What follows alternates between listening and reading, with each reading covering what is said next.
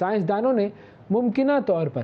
عمر کے اضافے سے جسم پر مرتب ہونے والے جو اثرات ہیں ان کی روک تھام کا ایک آسان حل تلاش کر لیا ہے، اور امریکہ کی مشیگن یونیورسٹی ہے، وہاں کی ایک ریسرچ ہے، اس میں یہ بتایا گیا ہے کہ بھوک کا احساس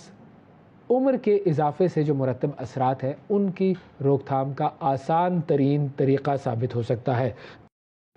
اب اس تحقیق میں مکھیوں پر یہ تحقیق کی گئی تھی، اور مکھیوں کو ایک قسم کی جو فروٹ فلائز ہوتی ہیں ان کا بنیادی طور پر جائزہ لیا گیا تھا، اور ان مکھیوں کو تحقیق کا حصہ بنانے کی وجہ یہ تھی کہ ان کے جینز کے 75% حصے انسانوں سے ملتے جلتے ہیں، بلکہ جو میٹابولزم ہے اور ان کا دماغ بھی یہ میملز جو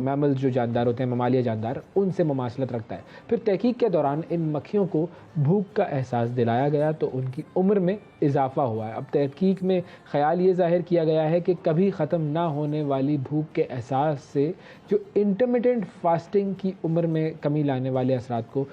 متحرک کرنے میں مدد مل سکتی ہے، اور یہ جو تحقیق ہے اس کے دوران ان مکھیوں کو صرف بھوک کا احساس دلایا گیا تھا، کھانے سے دور نہیں رکھا گیا تھا۔ اب یہ کس طریقے سے کی جاتی ہے تحقیق، یہ ظاہر ایک بڑا سائنٹیفک فینومینا ہے۔ جو محققین ہیں انہوں نے یہ بتایا کہ ہم نے دریافت یہ کیا کہ مناسب غذا کی فراہمی کے باوجود یہ احساس کرنا کہ ہمیں کھانا نہیں مل رہا، اس کے عمر میں اضافے سے جسم پر ہونے والے جو منفی اثرات ہیں ان کی روک تھام ہوتی ہے۔ اب یہ ہم سب جانتے ہیں انٹرمیٹنٹ فاسٹنگ ہم کرتے رہتے ہیں، اس میں کھانا بھی کھاتے ہیں اور اس کے اندر تھوڑے فاسٹنگ کا بھی ہوتا ہے، تو یہ فینومینا جو ہے وہ حالیہ برسوں میں بہت زیادہ مقبول ہو رہا ہے، وزن میں کمی لانے کے لیے بھی کافی زیادہ مقبول ہو رہا ہے، اور تحقیقی جو رپورٹس ہیں ان سے یہ معلوم ہوا ہے کہ انٹرمیٹنٹ فاسٹنگ سے